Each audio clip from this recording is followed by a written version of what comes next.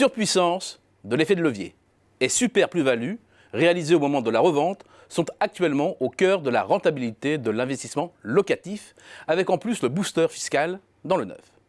C'est donc en toute fin de partie que l'investisseur sait, s'il a fait ou pas, une bonne affaire, car durant la détention du bien, les revenus fonciers apparaissent bien maigres face à l'effort fourni et au risque pris.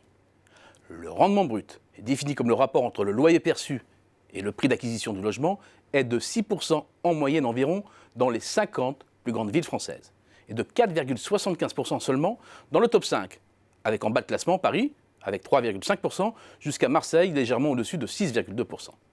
Encore, ces chiffres sont très présomptueux. Contrairement à un produit financier dématérialisé, l'investissement dans la pierre est un bien physique, qui nécessite un minimum d'attention et qui est taxé à plusieurs niveaux.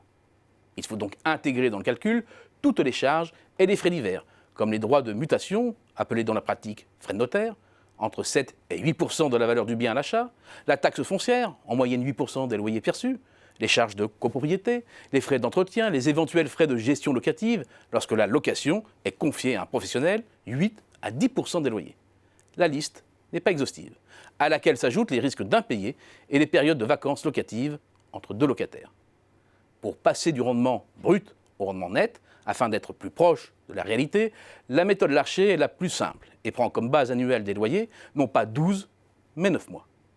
Ainsi redressé, le rendement subit un sacré coup de rabot. Il tombe à moins de 3,6% en moyenne dans les 5 premières villes françaises et à 2,6% à Paris. Et c'est sans compter la fiscalité.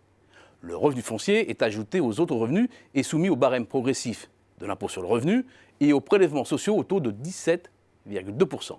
Et pour certains, il faut ajouter l'IFI. La faiblesse du rendement locatif est à l'intersection de deux tendances fortes.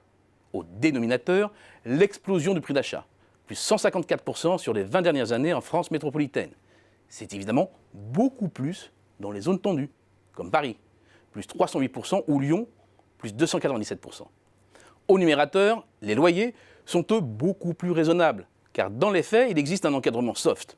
Depuis le début des années 80, la fixation des loyers est généralement libre ou presque, en début de bail. Mais leur évolution annuelle est strictement encadrée par celle d'un indice qui se révèle par construction proche de l'indice des prix. C'est un élément à prendre en compte dans l'équation. Et ainsi mesuré, la hausse des loyers a été de 54% depuis 1998, avec finalement assez peu de divergence entre les grandes métropoles. Paris est en tête avec 69% et devance Marseille 60% jusqu'à Toulouse 44% pour le top 5 des plus grandes villes. Toutefois, une double rupture est intervenue ces 20 dernières années. La première, c'est l'essoufflement régulier de l'augmentation des loyers passés de 3,9% l'an sur la période 2000-2006 à 0,5% entre 2013 et 2018.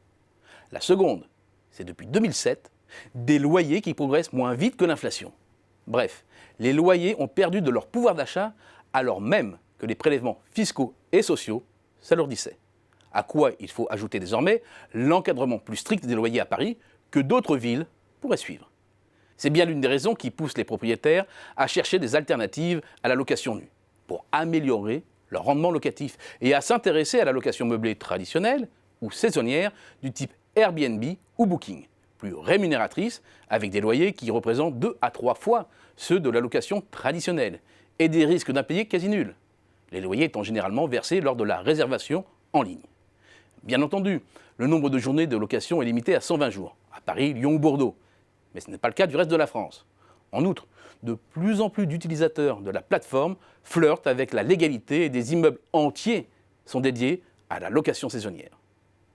La chute du rendement locatif net est doublement inquiétante. Elle pousse les propriétaires à se désengager de la location nue, ce qui aggrave la crise du logement.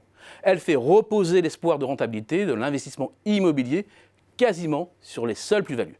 Un processus dont on sait qu'il a vocation à s'essouffler, même dans un régime permanent de taux bas.